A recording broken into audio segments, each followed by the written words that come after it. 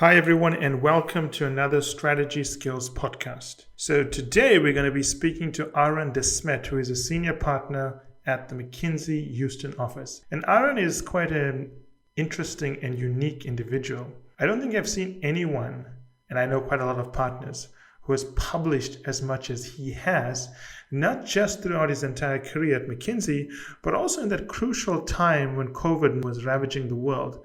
And if you track that period from about February all the way until August, September, a lot of partners were responding to the crisis by advising clients and so on. But I think Aaron was one of the few people that was consistently putting out quality articles in the sense that he was guiding teams within McKinsey, but also documenting and institutionalizing his thinking and getting the message out to clients. I thought that was quite rare. Also, having read his work, I thought that he was part of what I think is the new guard at McKinsey around organization design, whereby if you look at the arc of the industrial age, right at the beginning, employees were treated as problems to be overcome. They were put into assembly lines and told not to think, just to do things. And we're kind of switching and pivoting to a new phase whereby employees are seen more as assets. And it's the role of a company not to constrict them with the organizational structure, but to find a way to support employees and enable them. And you're going to see we're going to have a discussion about how that shift is taking place, what it means for employees, what it means for companies, and what does it mean essentially if the best employees effectively operate as free agents, and it's the role of a company to create an enabling and supportive environment to get the best of their employees. This is one of the better podcasts we've done, so I hope you enjoy it. Hi, Aaron. Thank you for joining us. My pleasure to be here. So where about are you at the moment? Are you in Los Angeles? I am in Houston, Texas. Houston, Texas, another hot part of the world. What's the weather like? It's hot, but we have a couple of hurricanes coming our way. Oh, that's it right. Doesn't look like we'll take, a couple, but it's hurricane season, so we're used to it here. So you're not afraid. I mean, it's business as usual. Business as usual. Okay, well, I wish you guys good luck, but I mean, Texas and Florida probably don't need luck in dealing with hurricanes. You are world experts. But let's get back to a more pressing crisis. So you've been doing a lot of interesting work around pandemic responses, but also linked to that, how companies can organize themselves to be resilient and, I would say, make the best of these times. So let's start off with the concept that you've been talking about called helix design in organizations. Maybe we can start there, giving the listeners an overview of that concept. Yeah, sure. Helix is, it's not actually new. It just has never really had a name and a formal practice around it. Okay. The idea is that people have two bosses, which also isn't new, but traditionally that's a conventional matrix structure. Where someone has two bosses. And are you familiar with a matrix organization design? Yes. So so somebody has two bosses, and the idea of a boss is traditionally, that's the person who hires me and fires me and evaluates me and promotes me and gives me my rating and my bonus and helps manage my career path and supervises my work, provides oversight, direction, helps give me prioritize my objectives. All those things is what we think of as a traditional conventional boss. And what a helix model does is it disentangles the idea of what the boss does and splits it. Okay. So you have two bosses, but rather than two bosses who are needing to align on all of those things, we split the role. We split the role of the boss in two different directions. So one boss, if you will, is hiring and developing and training and evaluating, but is not assigning work, is not assigning objectives, is not supervising day to day, is not directing the person in terms of what to do. They have built a capability, have given the person some tools and guardrails and approaches on how to do the work. But once they feel like a good match is made between a person and an assignment, the assignment essentially deploys that person to someone else to direct the work. Now, I'll give you a few examples that some people will be familiar with, and then I'll tell you why it's an important concept organizations in the future. So there's a few traditional places where you might have seen this. Some business partner roles in highly decentralized organizations, Okay. where, say, an HR business partner or a CFO for a business unit or an operating company in a portfolio might, for various reasons, have a solid line relationship into their HR or finance or functional manager. But in all practicality, they sit with the business leader they support and spend all or almost all their time supporting that business leader, bringing their expertise to that leader to help them. And when they really spend all their time supporting the business leader, and they're simply bringing the expertise and tools and support of the function they represent as a business partner, that is in effect a helix model, because the function isn't giving them work and telling them what to do. It's assigning a resource to a business leader to help them. So this sounds a lot like a consulting firm structure or a law firm structure. Professional, project-based professional services firms often have this because of the nature of the project work that is done. Consulting firms, but also engineering firms often have something like this. There are all kinds of project-based professional services firms typically organize in some version of this. Sorry, you were saying? I was just going to say, in most agile models, as we see agility increasingly, different versions of agile and agile operating models also leverage versions of this. And the challenge, and part of why this occurred to me, was I saw some companies deploying an agile model, but they were using the ceremonies and Scrum and all the words and the techniques, but they weren't reallocating their people. And what it resulted in was teams within a team was agile, but across teams, they weren't very agile. They weren't able to redeploy people because they still had a traditional notion of the boss. And the boss kind of owned the resources and directed the resources in a way that limited the flexibility and the dynamic reallocation of talent to agile sprints, which is potentially one of the huge benefits of an agile operating model, is the ability to reallocate talent to their best use. And so this helix idea is very powerful in an agile model, but even in other models where you don't need to go with agile. Many companies wrestle with an overly complex matrix where they have not only a 2-degree, but maybe even a three-dimensional or 4-dimensional matrix, where they're trying to organize around geographies and geographic markets, as well as products or brands, or channels or customer segments. And all the while, they're still trying to maintain economies of scale and skill in global functions. And one way to simplify the model is to say, well, if our functions, at least some of them, can adopt this helix model, they can get some of the benefits of economies of scale and skill and centralization, but still deploy those resources and get, in some ways, the benefits of centralized and a decentralized model. Okay, so I'm going to maybe summarize this for the listeners, so that I make sure everyone is following here. And correct me if I've misinterpreted this. So what we're saying is that a person, a resource, for lack of a better word, is going to have 2 managers. One manager is responsible for helping that person grow, develop. I think you call it a capability manager in the article. Yes. And then that will be the sort of permanent home for the person. And then as needed, they are forward deployed to a project, to an initiative, to a problem, and they work at what you call a value creation manager. But when that task is over, they come sort of back and they get deployed somewhere else as needed. Is that a good way of thinking about it?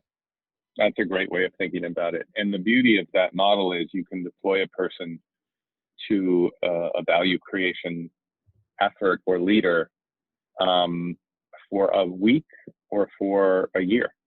Yes. And the model effectively works the same way.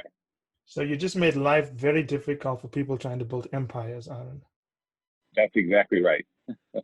So let's think about this. By the way, it's that's the biggest challenge. Sorry? I said that is the biggest challenge, is that people who want to build their empires struggle. They say, but if they're on the capability line, they say, but I'm the boss. I Yes. should supervise their work and approve everything they do. And I need to be hands-on, and I need to be able to assign them tasks.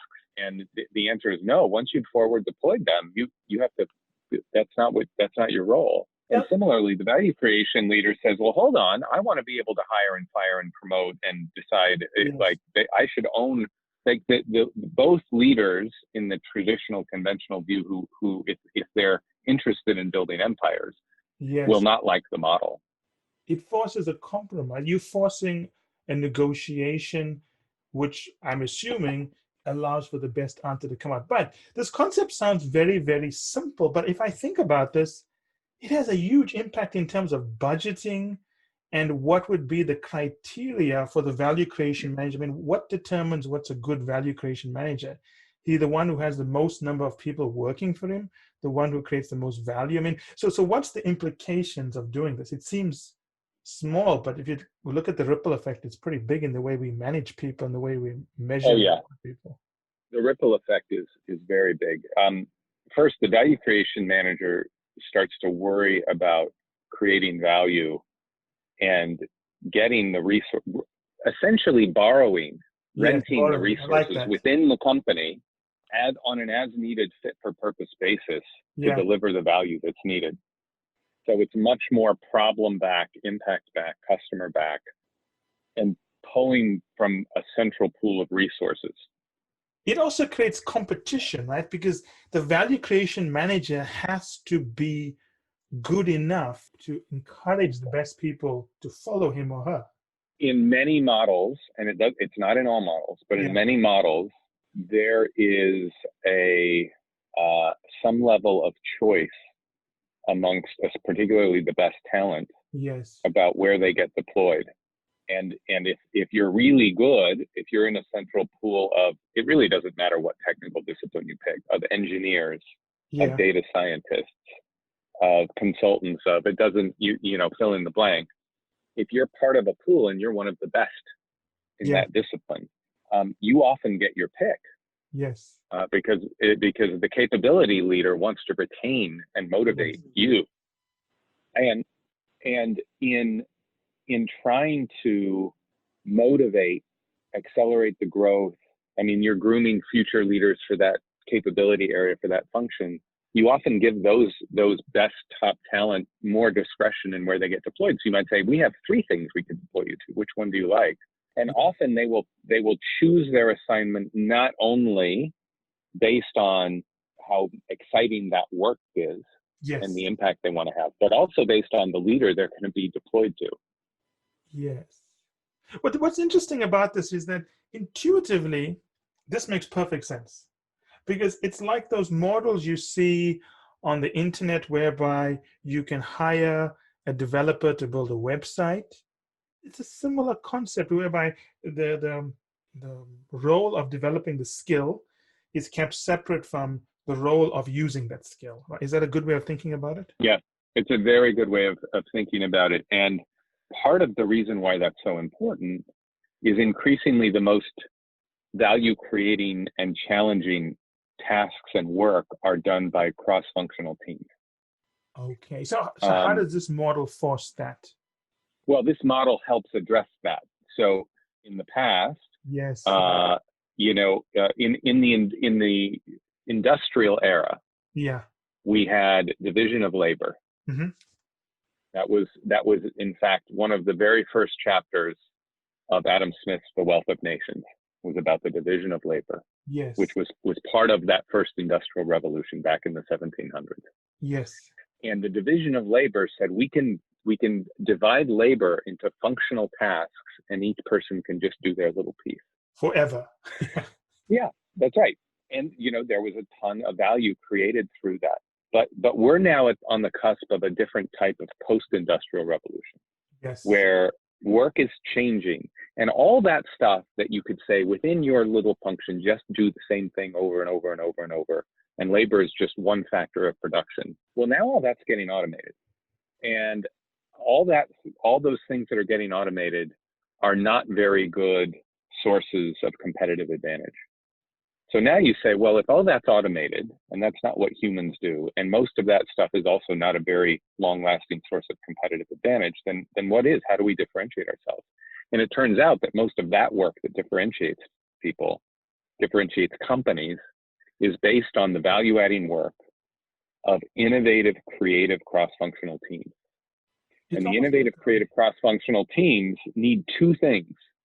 One thing they need is they need to be one team where every team member is fully on the team, fully behind the value creation goal and objective, and they're all in, at least for the period of time that they're working on that problem. But they also need really good skills. So they can't just be smart generalists who know a little, about a lot. Yeah. You often need deep experts who know a lot about a very specific thing. And that's where the helix model really works well. It allows you to develop deep expertise and then deploy that expertise into cross-functional teams with one mission, which is that value creation mission. So let's just think about this, right? What this means is that as an organization, you are pushing down accountability lower and lower into your organization so that the individual, for lack of a better word, cells start moving around and fixing problems. But this means that you've got to have a system whereby central control doesn't work as well as you would think, because the employees will decide where they're going based on the needs of a problem. Is that correct? Well, you say central control doesn't work as well. I would say central control works better, but it's less control. Yes, that's what I'm trying to say. You're right. The company is better off, or the organization is better off, but it's achieving that with less central control. Is that correct? Yes. Because let's bring this back to pandemic planning, because a lot of your work is around pandemic planning and how organizations can respond. So what are you seeing? Are you saying that organizations are becoming better, and to them they see this as an advantage to deploy an helix model, or you feel that some companies are moving ahead and others are falling behind? Well, I'm going to go way back. Yeah. So I did a research project back in the late 1990s, and the question was, how is technology going to change everything? Oh. And it was right in the late 90s around all the dot-coms, and everything's going to be a dot-com. And the bubble hadn't burst yet. Yeah, exactly. And I did all this research, and I came back, and I won't name who commissioned the research that I did. They did not like my answer at the time. Yeah. My answer was, technology is going to fundamentally change how we organize, but it's not about everybody being a .com. It's not everything about a port. It's not what you think. Okay. It's actually going to have a very different impact, and it may not happen for a few years. Yes. And when I said a few years, I meant I was on a long time horizon. I was looking back hundreds of years of the evolution of the modern organization, of management theory, of the theory of the firm, based on transaction cost economics, right? Going back to Ronald Coase, and my point was that technology has the potential to automate a lot of the things people do, which means all the things that companies have been geared to do for hundreds of years, starting with the Industrial Revolution and division of labor, and all the way up through scientific management. And we want most of except for the few sort of brilliant genius founder leaders at the top of the organization, except for the precious few at the top, we have basically created organizations where the masses, 99% of the people, are expected to come in and do their jobs exactly as prescribed. They are I'm exaggerating a little bit, but most people are expected to just do your job, follow the rules, do the same task over and over and over again. Basically, don't think. Basically, don't think. And even with the rise of knowledge work, we sort of said, okay, for some knowledge workers, that's different. You'll have a little bit of a space within this area to do a thing. But we've still designed the organization structure within which we've designed people's work is still, broadly speaking, meant to constrain people to the point where we build organizations to avoid surprise. Yes, that's a good way of saying it. I like that. The challenge is the best innovations are all about surprise. Yes, true. I remember talking to a client once, and I said, I think we really need to experiment. And the response was, yes, as long as it succeeds. And I said, well, if you already know it's going to succeed, it's not really an experiment. That is a golden line. You should use that in presentation. So the changes that are happening with automation, with lower transaction costs, with a level of global connectivity we've never seen before. So why are people so scared? It's so new. The Industrial Revolution was a massive shift. Yes. Right. Prior to the first Industrial Revolution in the 1700s, we had largely agrarian and artisan economy. And the shift in the first Industrial Revolution was also scary. It was scary. And there was all kinds of what happens when we automate. Yes. And the machines take over. And before the first Industrial Revolution, people weren't bored. The word bored and boredom was not a thing because people weren't bored. I never thought about that. I mean, people were tired. There was a lot of unpleasant things in the world, but not boredom. Boredom came as a result of the modern assembly line, where work became repetitive over and over and over and over again. And we perfected that. Yeah, we actually tried to remove surprises, as you say. We tried to standardize it, make it routine, and any surprise was a standard deviation to be removed. Exactly. The whole idea of Six Sigma is in some ways a perfection. It seemed that we would need to go back towards allowing surprises because that's when you allow employees to think, right? Well, we're going forward. I don't think we want to go back. We're going forward. But now surprise is different. Surprise is not like it was in the past where if you go pre-industrial revolution, where the surprise was you have artisans who are making things and you just don't know how good they are. Yeah. Everything is an art. There's no science. I think we're to a point where there is still a role for technology. There is still a role for quality. There is still a role for certain areas where we do want to avoid surprise. But there's other areas where we have room to play and we can unleash just an enormous amount of potential and creativity and innovation and judgment in a completely different way, in a way that doesn't expose us to catastrophic risk, where we can encourage surprise, but also when the surprise we get isn't good, we can tamp it down and minimize it quickly. And when the surprise we get is good, we can amplify it and learn from it and spread it quickly.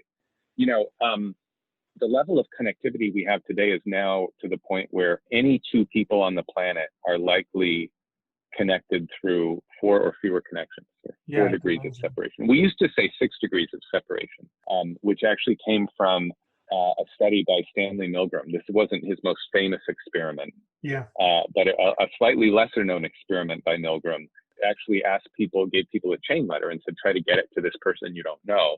And on average, it took 6 degrees of separation. But those were 2 different people in different cities within the United States. And globally at that point in time, and this is just back in the 1950s, it was probably more than 6 degrees of separation between any 2 people. Now we're to the point where it's shrunk not only down to that 6 globally, it's shrunk down to 4. And before there were even disconnected islands. Now almost everyone is connected. That we have now reached a tipping point where more than half of the population is in some way, shape, or form connected to the internet. It's bad news in some ways, and it's good news in others. The level of connectivity offers opportunity in a way that it didn't before. It also means, and if you look at the pandemic, a lot of what we see in the pandemic has accelerated, is a result of all those things, and it accelerates all those things. The fact that there's only 4 degrees of separation means that things spread more quickly, or have the potential to spread much more quickly today than they did 100 years ago. Like a viral growth rate, as they say. Yes, exactly. Which means ideas can spread that quickly, and also a global pandemic can spread that quickly. So let's come back to this, right? In one of your pieces, I think it was the one you published in May, you listed the 5 things companies need to focus on now. You mentioned reskilling and preparing for a distance economy, but one of the things that jumped out for me is the thing about social capital. You spoke about the importance of social capital, but how do companies do that when employees are isolated? You need to get very creative about creating social connection in ways that mimic what used to happen naturally when we were in person and co-located. Well, before you continue, maybe for the audience, explain how you're defining social capital so that they can follow how we're having this discussion. Social capital in an organization tends to include a couple of different things. And it's really the combination of these things that creates that social fabric. So one of the things that creates social capital is having a subset of relationships within the organization that are deep and truly well connected, that create a level of intimacy, a level of trust, level of joint understanding where you really are connected to people. You feel a deep sense of trust, loyalty, collaboration. And we know for lots of reasons that that sense of trust creates environments of psychological safety, Yes. helps enhance information sharing, helps create more engagement. One of the Gallup has been using their 12 questions. They used to use a bunch of, they're like, these are the 12 that matter the most. And one of them on there is, I have a best friend at work, right? Just that nature of a trusted, deep connection at work helps motivate, engage people. That's one form. But the other thing that you also need is something called weak ties. And weak ties actually has 2 meanings. It's what you would obviously think it means, not quite so deep a connection. Yeah. But it often also means ties that bridge what might otherwise be silos. Like a member of a team. Can you elaborate on that? Yeah.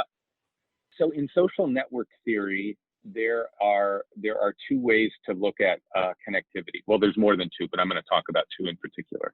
So if you take any node in the network, any person in a social network, one of the things to look at, one of the measures is called centrality. And one measure of centrality is in-degree centrality, which means how many people feel connected to that person. Okay. And the more connections you have, the more popular you are, so to speak, right? The more you're connected to lots of people. But there's another, in some ways, more interesting measure of centrality that gets at this, what's called weak ties. And it's called betweenness centrality.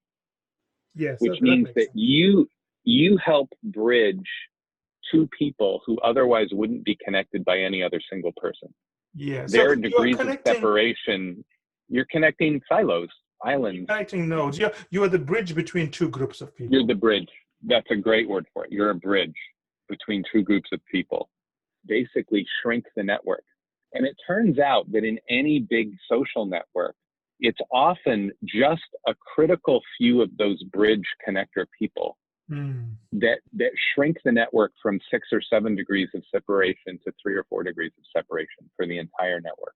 In fact, there's this game called 6 Degrees of Kevin Bacon, and some people have had fun mapping the entire internet movie database of actors who have acted in movies with each other, right? Yeah. And it turns out this property, when you get a critical mass, and it's a very small number that you need to get critical mass, but when you get a critical mass of these bridge connector people with high betweenness centrality, you suddenly create what's called a small world network. Yes. And the internet movie database is a small world network, but it's not the most popular actors who have the highest betweenness centrality. Yeah. So over the years, there's a team who rerun the analysis. The first time I checked, I said, who has the highest betweenness centrality? This is about 15 years ago. And the answer at the time was Rod Steiger. Yeah. And people would say, who is that? And then I did it a few years later, and it was Christopher Lee. Christopher Lee. Wow. Yeah. And then I did it a couple of years ago. I looked and they had updated it. And the person who shrinks the global internet movie database the most and is the most bridge connector of all is Eric Roberts. Eric Roberts, Julia Roberts' brother. Julia Roberts' older brother. He is famous for he has been in so many movies, some good, many of them not good. That he is now the best bridge connector of any, and it's often not the most popular one. And you know what? But those. Sorry, you were saying? Yeah. No, go ahead. This actually makes perfect sense intuitively. I mean, if you think about it, right? Let's assume you've got Brad Pitt, Tom Cruise, and Dwayne "The Rock" Johnson. The odds of them being in a movie is very low together because they're A-list stars. You Right. can't really hire them all 10 A-list stars and put them in a movie because it's just too expensive, and they don't want to be overshadowed. But the odds of some B-list actor working with all of them is much higher. It's an interesting way of thinking about it. But then it begs a central question. I mean, how many companies are deliberately and purposefully organizing employees to bridge these gaps or doing something? That was my point. They often are the beneficiaries of these things spontaneously and organically emerging. So you have to create the environment for it to grow and occur. Right. You have to create the environment. And now that we're so remote, you have to be much more intentional and conscious about creating it. How do you create creative collision? How would you do that? Well, Tony Hsieh, the CEO of Zappos, he actually said, we're going to all be in one place, and it's going to be one building, and we're going to have one common entrance. And throughout the place, we're going to have cool places for people to go hang out where we have really good coffee, because he very intentionally did that to encourage creative collision and this social cohesion. So the social cohesion, which is this combination of having a few really deep, intimate, trusting relationships with the people I work with a lot, plus these bridge connectors who can help tie it all together. The bridge connectors are the really ones that both of these are hard. It's a lot easier for a team to form trust-based relationships in person. So one of the things we've been trading on in the pandemic is a lot of teams already had that, but new teams trying to form have a harder time forming it. So you have to, again, be very conscious and intentional. Since we're not in person, how do we accelerate that getting to know each other thing that is better done in person since we're not in person? And there's things you can do, but now you have to be intentional about it. It doesn't just happen by spending time together. Because if you're just spending time on calls and Zoom, you miss out on a lot of that informal connection that helps deepen trust. It's like pollination, right? You got to be exposed to things. That's right. And then how do you create informal connection amongst people who might not people run into each other, or people, when you're working co-located, it's more likely to happen organically. That makes sense. And it's interesting, even companies there's a few companies who were born virtual. They've never really owned real estate. But even they try to get their employees together socially, informally, a few times a year, just so they all meet each other and get to know each other. Yes, that makes sense. I was reading this very interesting article in The Atlantic about a Harvard economist called Raj Chetty, and he was trying to understand what makes children in each suburb or zip code of America more mobile, meaning they are better off than their parents. And one of the things he said, and he couldn't quantify because it's very hard to quantify, is that it seems that children that have better access to social capital, more connections, over time are likely to find that connection that inspires them up. And it's similar to what you're saying, actually. Yeah. But it's just at a more macro level, right? And it's something that's very hard to put down. It's almost an invisible glue that underpins how ideas flow across a company. It's like an information superhighway for people. And you got to find a way to nurture it, encourage it. And what's interesting about this entire conversation, not once have you talked about an organization structure to facilitate this, because I don't think an organization, an exact structure can do this. It's more about how do you have the right culture, the right environment, the right rewards, but you can't do more than that. Yeah. Right? So I don't think that hierarchy will ever go away entirely in terms of having a structure. There are too many empire builders out there. It's not only that there are too many empire builders, it's also that just in some way, if you look at just primates, there's a little bit of hard wiring of hierarchy, but it doesn't have to be hierarchy in the way that we've traditionally had it in the industrial era It's more like a guide, of organizations. Facilitator. It's maybe some people have more influence, maybe some people have more clout, maybe some people are more important, but that doesn't mean that. I think the role of a traditional boss in the industrial age notion of what a boss is on the decline. With someone And this takes us so on. Yeah, exactly. And someone who just in your work and professional life controls you.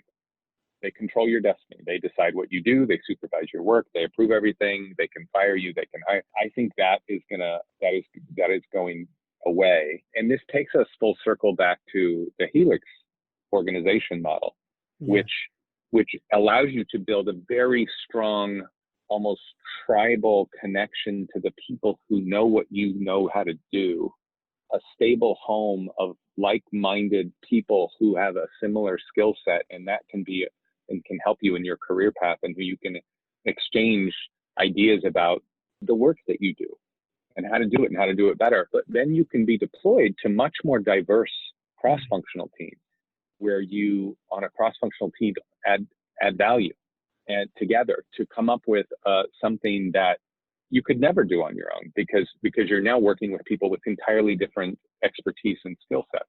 Yeah. And I think more and more of the value creating work that gets done in organizations, and not all of it won't ever be all the work, but a lot more is moving in that direction. And the interesting thing is that a lot of helix organizations that exist today, when you ask people working in that model, who is your boss?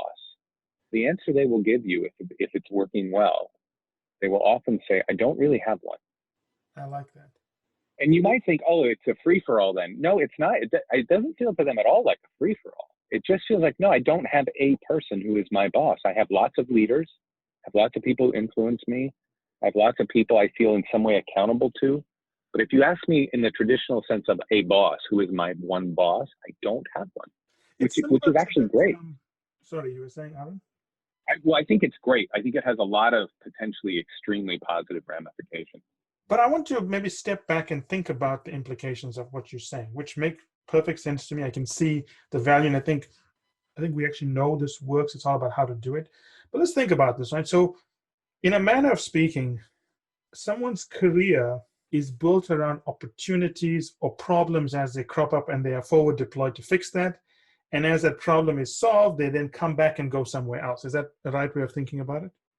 Yeah, and I'm going to give you an example that happened in some ways quite by accident. Okay, sounds good. But in some ways is a little bit of a snapshot of one manifestation of what this could look like. And I'm going to go back to this idea of acting and movies. You know, there was quite a series of events that all lined up to create what is currently, the Hollywood movie system. Way back when, there were no guilds. Like, actors and writers and everybody was owned by a big studio. And the big studios, by the way, also owned the movie theaters. Like, they were totally integrated. And at one point, they owned them. Like, an actor had a boss, and they were like beholden to that Contracts, boss, and that boss could, Now the stable home for an actor or a writer or a director is now called a guild. That's right. That's a very good example. Yeah. And at the time it happened, there were people saying, oh my God, the movie industry is dead. Yeah. It's dead. I mean, the studios can't do anything. They don't have any control. What are they going to do? And actually, after a very brief slump, the movie business came back better than ever, with arguably much higher quality films.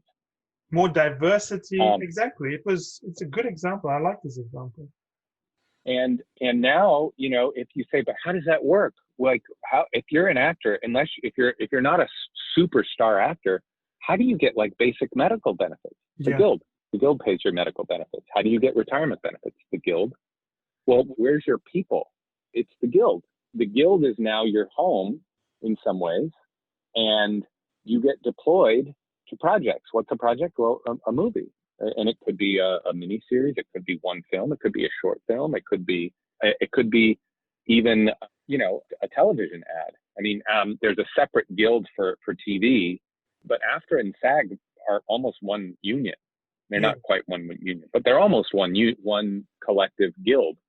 And so it's just a very interesting manifestation of that model, which I would also argue is almost a version of the helix model. And it's sort of just, it works.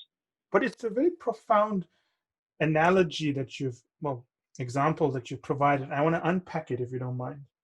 Because what you're saying here is that previously, and there are many companies that do this, previously, for example, the movie industry, Hollywood, for lack of a better word, they believe the best way to secure a skill was to, for lack of a better word, own the employee. And then what they realize is we don't need to own the employee. We can just have a contract and rent the skill in as we need it. It's not going to kill us, right? So it moves from an ownership of the person to a system of renting the skill as needed. And then obviously from a financial perspective, it's much better than keeping someone on your books for the whole year, for 5 years, right? It's much cheaper model. So it sounds like it's just a change in the organization structure, but it's a completely new way of thinking about how you're going to secure your most valuable asset. It's almost like a supply chain problem whereby, in the 1940s, countries went to war to secure raw materials, and then they realized we can just trade for it. Mm-hmm. And now, companies can also manage their employees whereby they don't really need to control them. It's about creating a system whereby you contract in or you bring them in as needed. So it sounds simple, but I think it's a very big mindset change because most of us are hardwired to feel safe if we own something and control it. Yes. The mindset shift is the biggest. It's moving from a mindset of control to a mindset of discovery. If I control it, how will I? The only thing that will happen is what I already know. And maybe if I explore and discover, I don't have to control and predict, because if I control and predict, I will get exactly what I can imagine and nothing more. Yes. And do you feel that the pandemic is forcing companies to move away from a control structure and experiment with creating the right environment? I think it forced them to experiment. I wouldn't say they've all created the right environment, but it forced them to experiment and challenged orthodoxies that said, well, we couldn't possibly do X. And then they see that, they just did it. Yes. And do you think it's forced them to, in some ways, to let go. Like in the old days, if I'm going to supervise someone, I want to watch them do their work. Well, we can't watch them do their work now. You got to clock in. You got to show up every day. So yeah, I think it has forced some level of empowerment and experimentation that many companies otherwise wouldn't have entertained.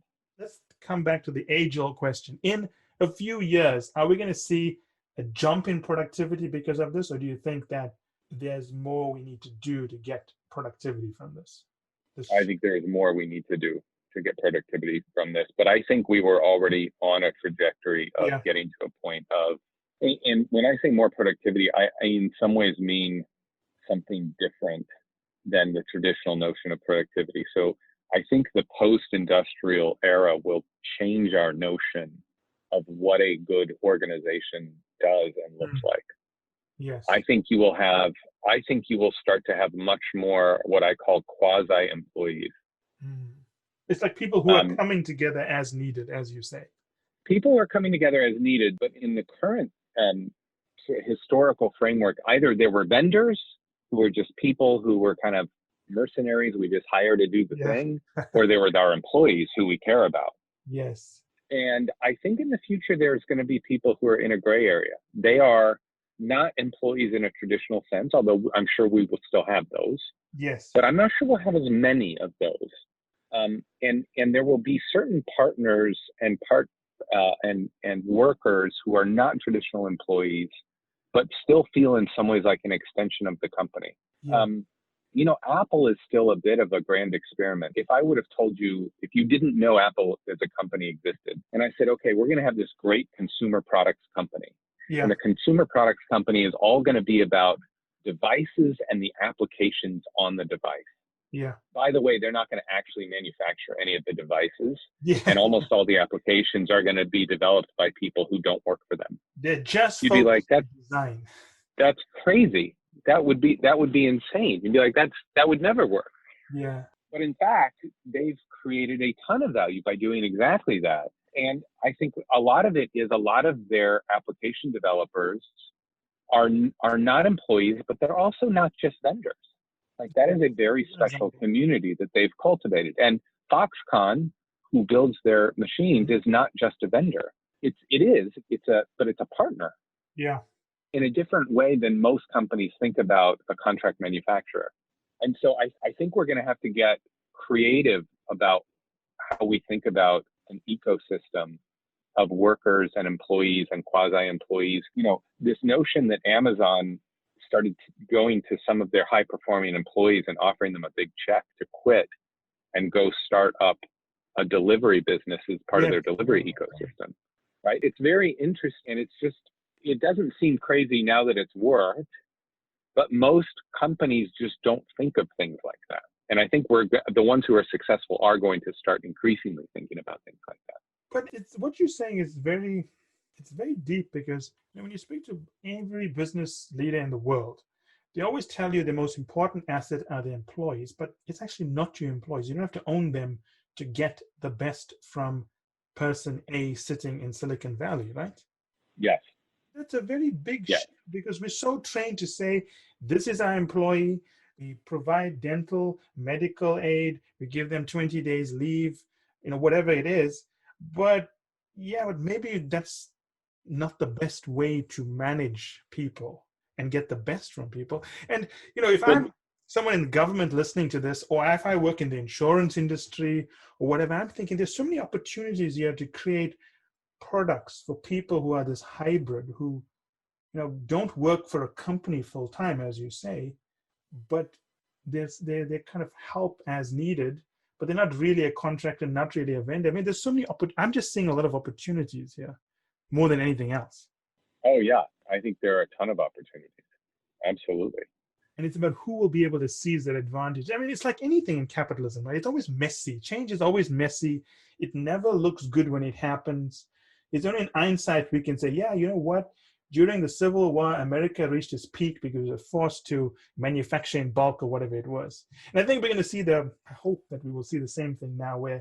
But if you go back to, I mentioned Adam Smith's Wealth of Nations, and one of the first chapters was Division of Labor, but that was also about the free market economy. And so it led to this paradox where people started asking, well, if this free market economy and this invisible hand is so wonderful, why do we need employees at all? Why isn't every worker just a free contractor? Why isn't it all gig economy? I mean, they didn't use the word gig economy. Exactly. But they were essentially asking, even back in the 1800s, why isn't everything okay? Why do we have these big companies with all these employees?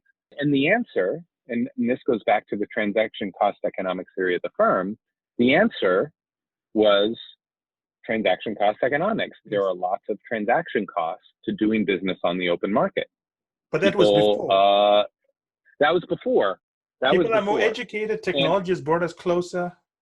And between there have been two Nobel Prizes in economics on transaction cost economics and that theory of the firm, and they basically were able to eliminate almost every other alternative explanation except one. There is one other alternative that they didn't fully eliminate, and that is a social reason why a firm would exist, which is I want to be part of a group. Yeah.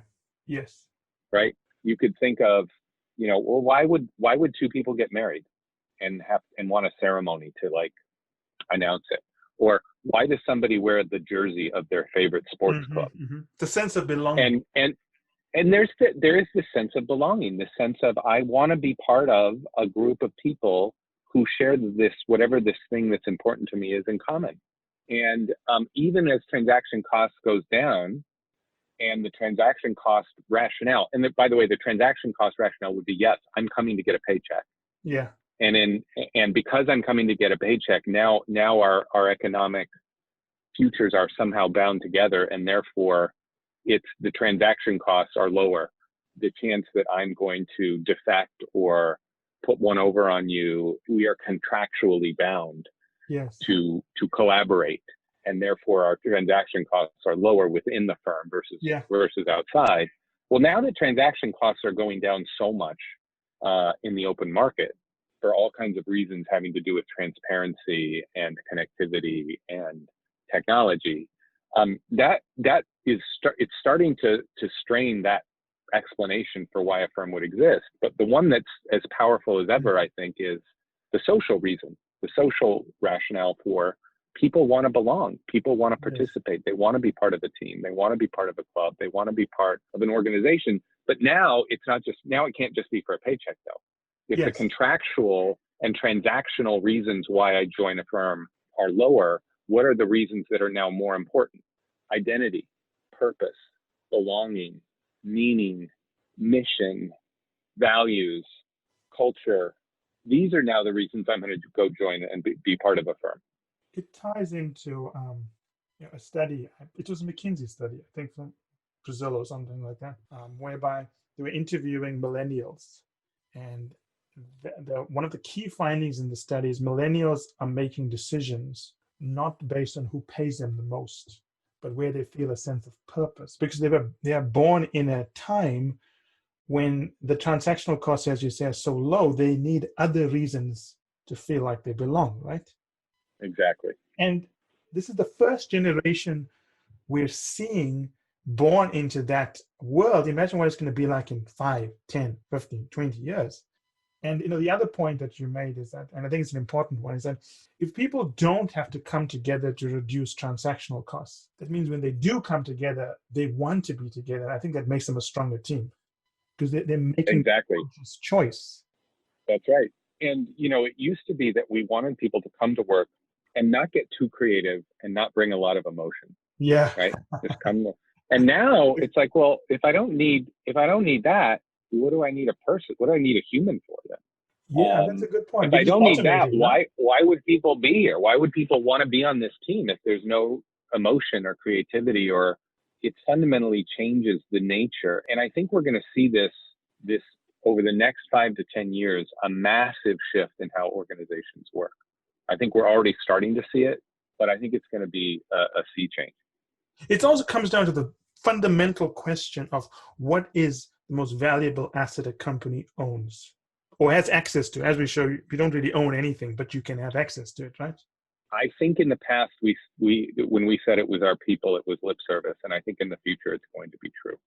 It has to be true because they're pretty much going to be free agents and they can sign with anyone, right? Yes.